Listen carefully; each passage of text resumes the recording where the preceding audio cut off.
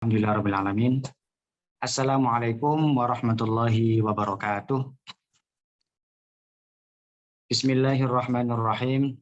Alhamdulillahirrabbilalamin. Wabihi nasta'inu ala umurid dunya waddin. Wassalatu wassalamu ala asyrafil anbiya'i wal mursalin. Sayyidina wa maulana Muhammadin wa ala alihi wa sahbihi ajma'in. Rabbi syrah li sadri wa yassir li amri wahlul 'uqdatam min lisani yafqahu qawli. Rabbana la 'ilma lana illa ma 'allamtana innaka antal alimul hakim. Sahabat Quran, wisata hati, alhamdulillahirabbil alamin, pada pagi hari ini kita diberikan kesehatan oleh Allah Subhanahu wa taala sehingga kita di sini bisa bersama-sama mengikuti kajian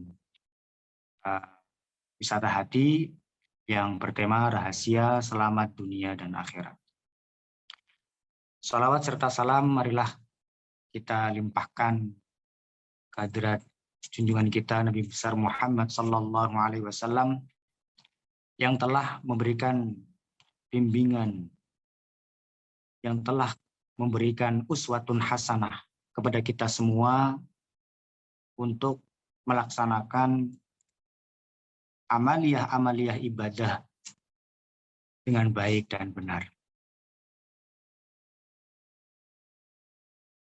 Pada pagi hari ini, alhamdulillahirrabbilalamin, sebelumnya saya ucapkan terima kasih kepada semua pihak, baik dari kru teman-teman wisata hati maupun kepada semua jamaah Yayasan Darul Quran Wisata Hati yang telah menyempatkan diri untuk mengikuti kajian Cinta Al-Quran Wisata Hati.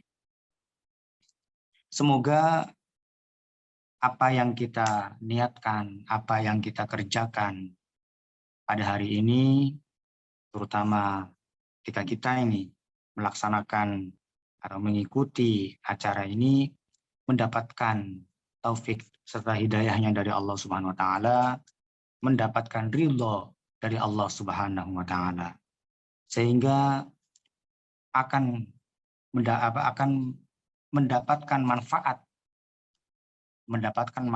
baik bagi diri kita maupun untuk nanti untuk saudara-saudara kita, untuk keluarga kita, dan untuk umat Islam secara umum. Para jamaah sahabat Al-Quran Wisata Hati yang sangat saya hormati, alhamdulillahirrabbilalamin, di sini kita akan membahas tema tentang rahasia selamat dunia dan akhirat yang terungkap dalam Al-Quran. Para jamaah, kita mendengar kata selamat yang ini hubungannya dengan dunia dan akhirat. Tentunya kita harus tahu tujuan hidup kita, bahwa Allah menciptakan kita semua, Allah menciptakan manusia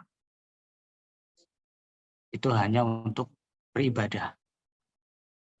Wa ma khalaqatul jinna wal insa illa liya'budun.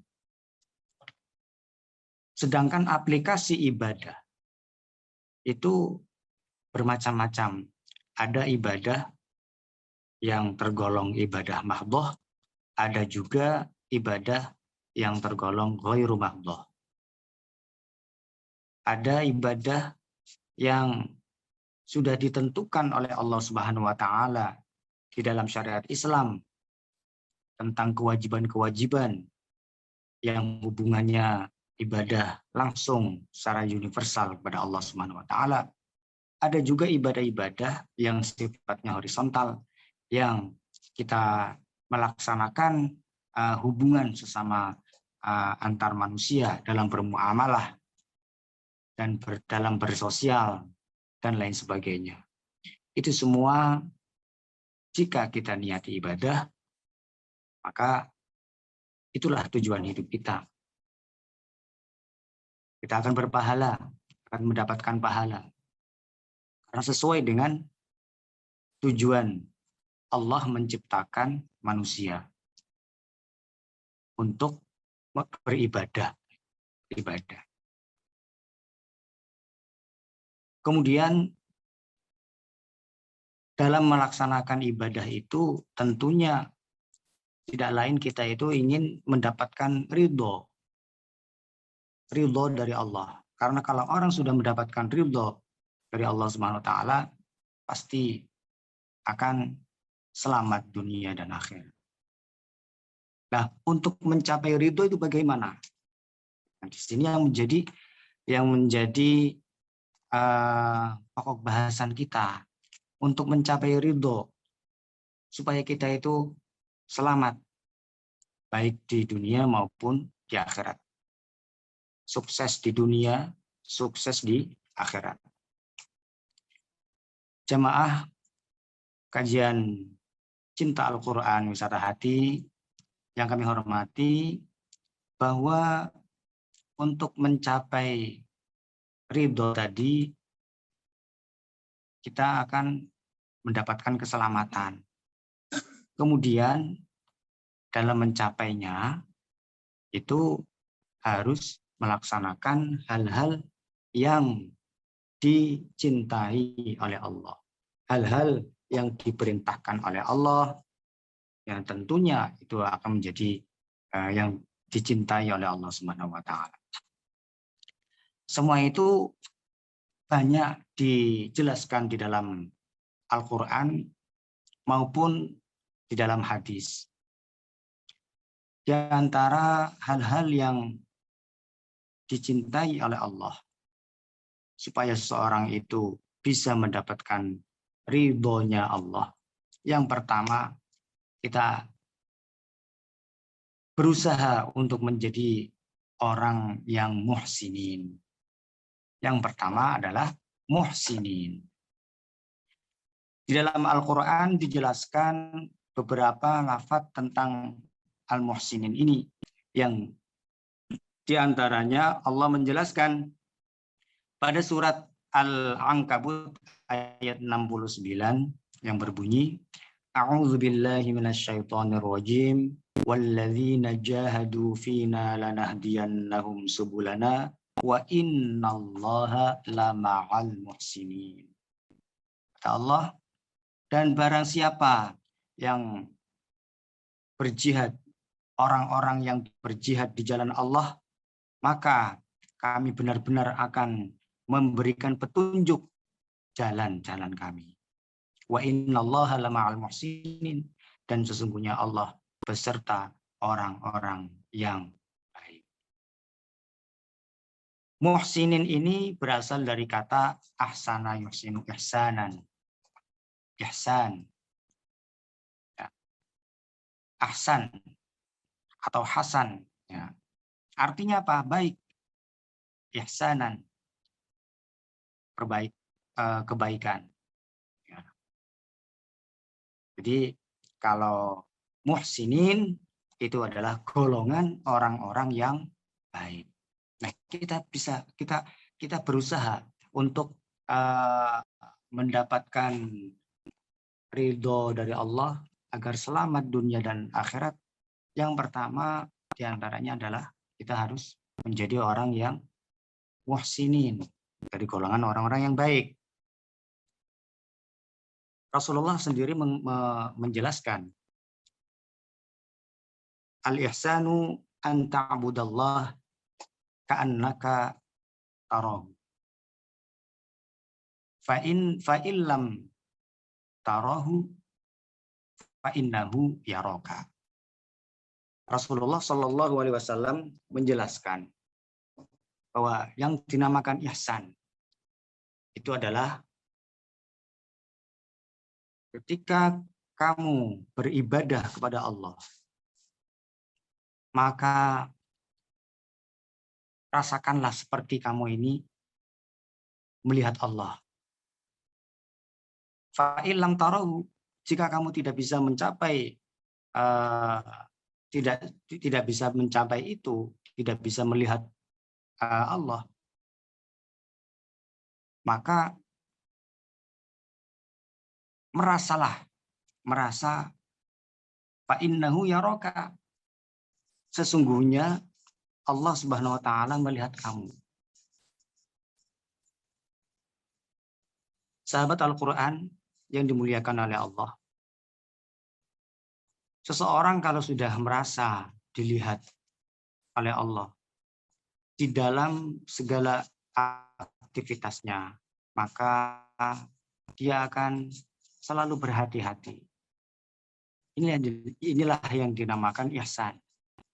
Jadi ihsan itu bisa dimaknai kita selalu berpacu dalam aktivitas-aktivitas yang positif, baik itu di dalam hubungannya dengan Allah, beribadah dengan Allah, atau beribadah yang ghairu mahdhah, di dalam kita bermuamalah, di dalam kita bersosialisasi dengan sesama manusia, selalu kita itu harus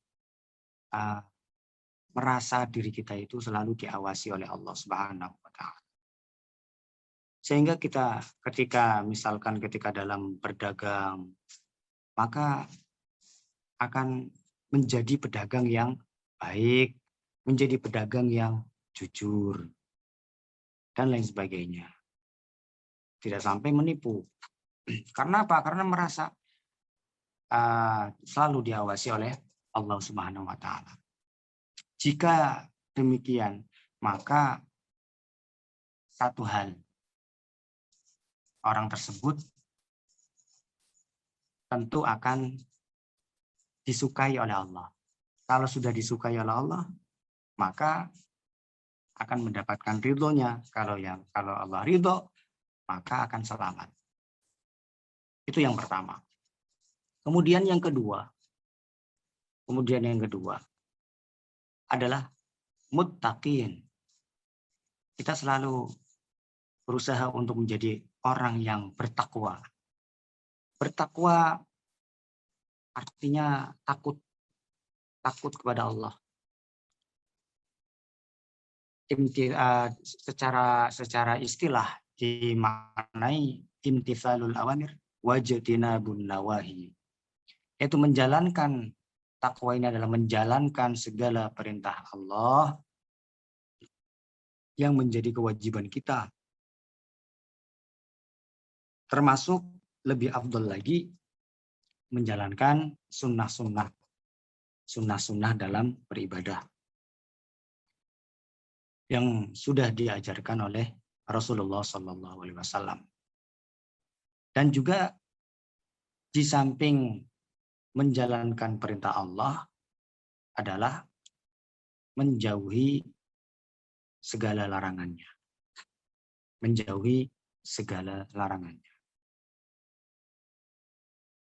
Itu yang kedua adalah orang yang bertakwa. Dengan bertakwa, punya perasaan takwa, takut, ini maka akan menjadi seorang hamba yang disukai oleh Allah Subhanahu wa taala, sehingga mendapatkan ridho dan selamat. Kemudian yang ketiga adalah al-muqsitin.